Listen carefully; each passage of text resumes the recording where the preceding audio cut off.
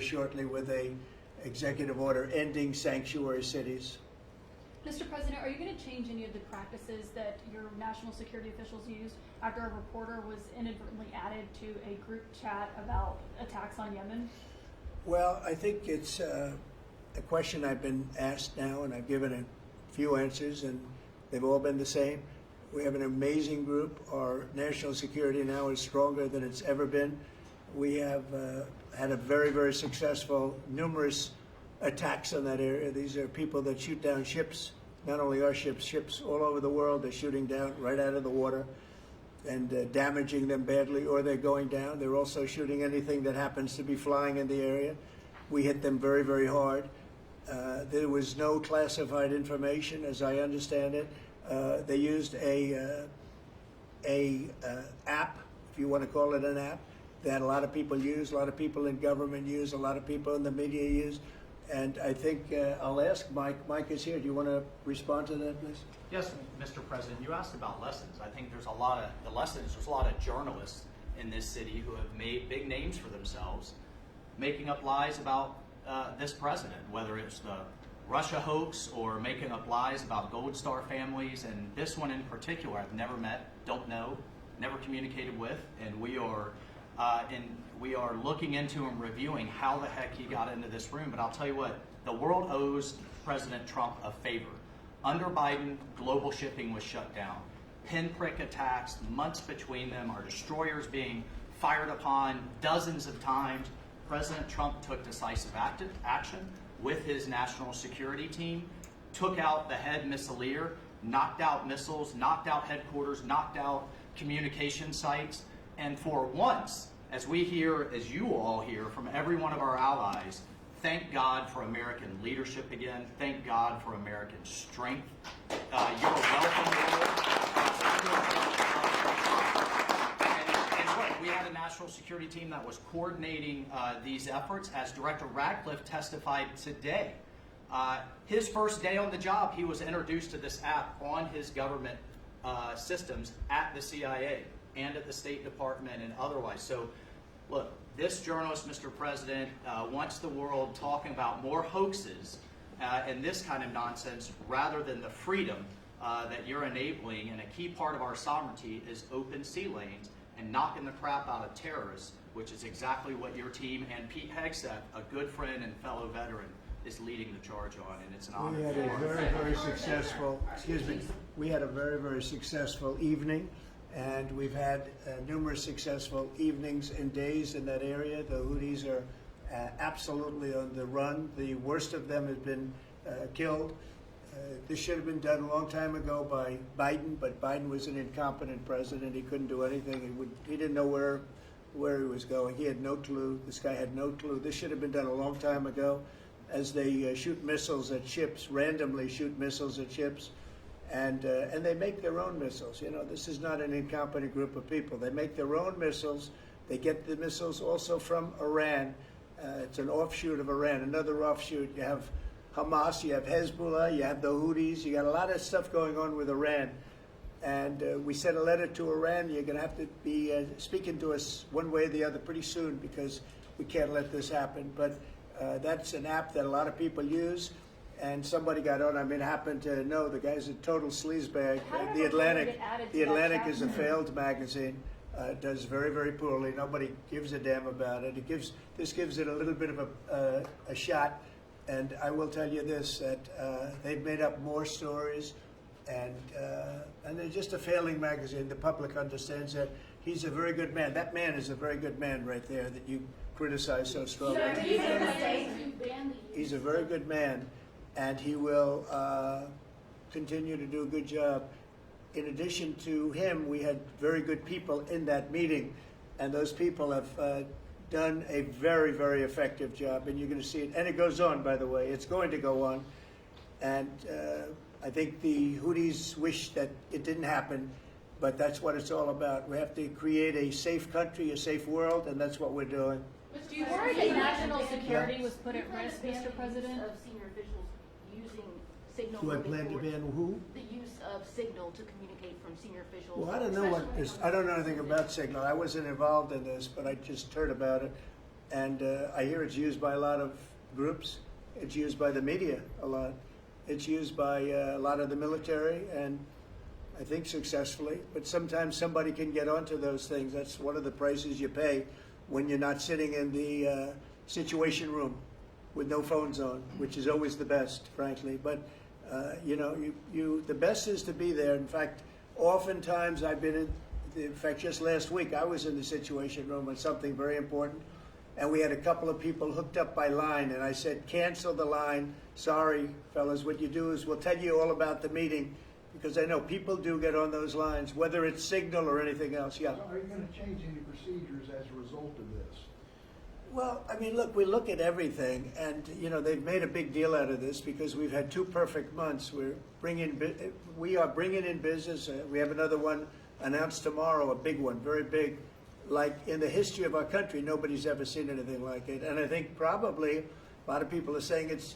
They started by saying it was the greatest first month that a president has ever had, and I think that's true. And now they say it's the best second month, and they had to find something. And this certainly will look at this, but the main thing was nothing happened. No, the attack was totally successful. It was, I guess, from what I understand, took place during, and it wasn't classified information. So this was not classified. Now, if it's classified information, it's probably a little bit different. But I always say you have to learn from every experience. I think it was very unfair the way they attacked Michael. He's a good person. The person that was on just happens to be a sleazebag, so maybe that's just coincidence. I don't know. But you are Mr. going to President, conduct would an it be a investigation. problem if Mr. the President. Atlantic released all the text messages if they're not classified? Well, I don't know. I'd have to ask the military about that because, you know, maybe you wouldn't want that. I don't know. I will say this, that from what I heard, the man that we're talking about, who's not somebody that I don't think most people have ever heard of, he left. He found it very boring, and he left early. He got off the line very early. So I can't speak to it other than that. So he's made up a lot of stories, and you know, I think he's basically bad for the country. But it's a failing venture, very failing venture. They're very upset, and a thing like this is publicity for them. But I don't think we should allow people that are very good, like that man sitting right at the end of the table, who's done a great job. We shouldn't allow them to be hurt by it. Mr. President, Can I follow up on that? Yeah, go ahead. Are you saying you're okay with the continued use of Signal by administration officials? No, that's not what I said. I said we'll look into it, but everybody else seems to be using it. It seems to be the #1 used device or app, whatever you want to call it, and we will certainly look. If it was up to me, everybody would be sitting in a room together. The room would have solid lead walls and a lead ceiling and a lead floor, but you know, life doesn't always let you do that. In the meantime, the attack itself that we were talking about and discussing has been an unbelievable success. but you will conduct an investigation, is what you're saying into this. We'll look into it, sure. Who's Mr. gonna President, I lead would that look into it, investigation? sure. I want to look Is that into the FBI or anything who's like leading that. I would ask them. It's not really an FBI thing. It's really something having to do with security. Security, like will somebody be able to break in? Are people able to break into conversations? And if that's true, we're going to have to find some other form of device. And I think that's something that we may have to do. Some people like Signal very much. Other people probably don't. But we'll look into it. I think, Michael, I've asked you to immediately study that and find out. If people are able to break into a system, now in this case it wasn't that this attack was going on and nobody found out anything. And again, the person that was on, as I understand it, he left very early because he didn't find it very exciting. But I think it's something you should look into. Yes, sir, we are. We have our technical experts looking at it. We have our legal teams looking at it. And of course, we're going to keep everything as secure as possible. No one in your national security team would ever put anyone in danger. And as you've said, and we've repeatedly said, the attack was phenomenal and it's ongoing. But the media wants to talk about everything else except for the hostages you're getting out of the Middle East, Iran on its back foot, sea lanes getting reopened, peace in Europe. As we just saw today with the Black Sea ceasefire, we were just on with Steve Witkoff, myself, our team in Saudi Arabia. They want to talk about all this other stuff except for your amazing successes and the successes of your team. One of the other things, and sometimes you have to move very quickly, and there are other devices that are very good, but they are very, very cumbersome, and you're not able to use them, and from a practical standpoint. So all we can do is find out the best we have with modern technology. They'll probably get better over the years. Yeah, go ahead. Sir, on the Black Sea, so the Kremlin has said that there are several conditions that would need to be met for this agreement to happen. This includes sanction relief for banks and some companies. Did the U.S. agree to all of those conditions that they laid out? They will be looking at them, and we're thinking about all of them right now. There are about 5 or 6 conditions. We're looking at all of them. Said that it's looking into how a journalist got added to that signal chat. Is it possible that there could be a firing of even a lower mid-level official once that person is identified? About what? About the signal chat that we've been discussing. We've pretty much looked into it. It's pretty simple, to be honest. It's not. It's just something that can happen. It can happen. You can even prepare for it. It can happen. Sometimes people are hooked in, and you don't know they're hooked in. They're hooked into your line, and they don't even mean bad by it. But it's not a perfect technology. There is no perfect technology. The really good ones are very cumbersome, very hard to access. And I think we're going to look at. We always want to use the best technology. This was the best technology for the moment. But again, it wasn't classified, so they probably viewed it as being something that wasn't that important. And it obviously, with the attack being, I mean, I don't know if it's been read out to you yet, but that attack was a tremendous success for the U.S., a tremendous success. Who said the information, Go ahead, was please. not classified? Do you think that Mike Waltz made a mistake, and does he need to apologize? No, I don't think he should apologize. I think he's doing his best. It's equipment and technology that's not perfect, and probably he won't be using it again, at least not in the very near future. What do you think? That's sir. I agree with you. Let's get everybody in the room whenever possible. A lot of times you find out defects by exactly things like that, but I don't think it's something we're looking forward to using again. We may be forced to use it. You may be in a situation where you need speed as opposed to gross safety, and you may be forced to use it, but generally speaking, I think we probably won't be using it very much. The Secretary of Defense on that chain, the Secretary of Defense Pete Hegseth and J.D. Vance, the Vice President, said that the Europeans were freeloading. Do you agree with that assessment? Do you really want me to answer? Yeah, I think they've been freeloading. The European Union's been absolutely terrible to us on trade, terrible. And as you know, NATO, I got them to pay hundreds of billions of dollars. They were way behind. And if you look if you look at Ukraine, so we're in for $350 billion because of Biden. Should have never happened, this war. All these dead people should not be dead. All these broken cities that are demolished down to the ground, those gorgeous towers, the most beautiful in the world, the most beautiful spires in the world. The spires in Ukraine were said to be the most beautiful of all. Just about every one of them is lying on its side in a million pieces. It's so sad to see what's happened to a heritage. No, I think that when they say the European Union and you could say NATO also. Look, NATO, and I don't blame NATO for this. I don't blame Europe for this. I blame Biden for the fact that he didn't make them equalize. And to this day, I said to him, you got to catch up, you got to equalize. But why are they in for $100 billion and we're in for possibly $350 billion? It shouldn't be. It shouldn't be. And you could say more important for them because we have an ocean in between. So it's one of those things. You'll be seeing Liberation Day. I call it Liberation Day in America. You're going to be seeing on April 2nd. Didn't want to do it on April 1st for the obvious reason. April 2nd, but you'll be seeing tariffs. And I think I've been very fair.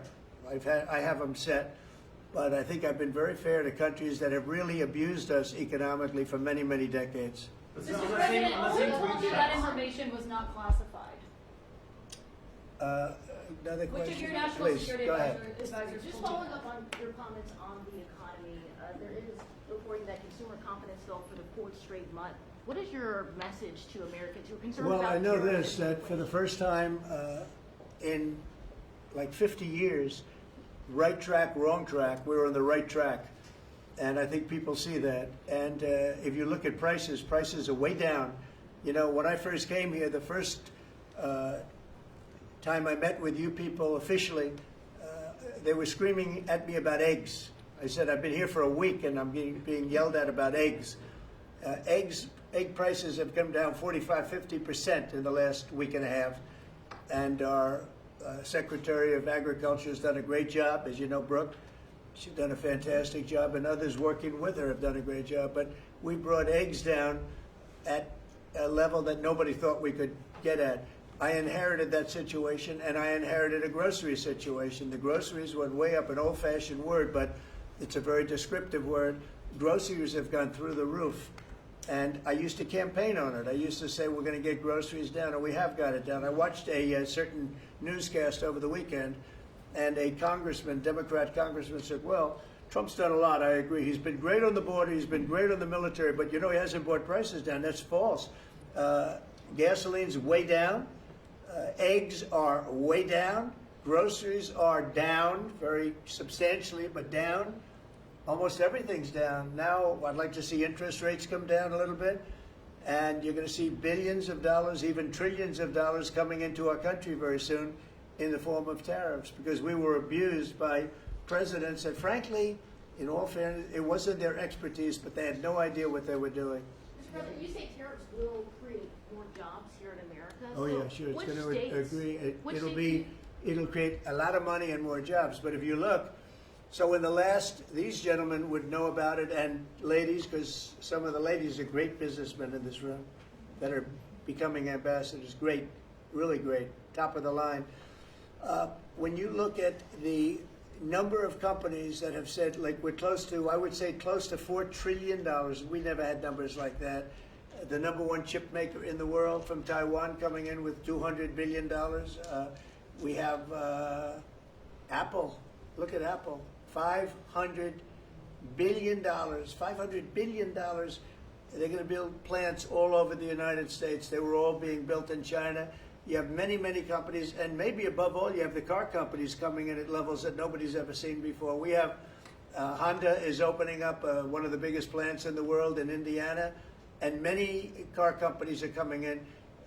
We have AI. We're leading China by a lot in AI, and we're going to keep it that way because we've made it very good for them, and we're going to protect them. Once they're here, we'll protect them through taxes, through incentives, and also through tariffs. Thank you very much, everybody. Thank you very much. Thank you.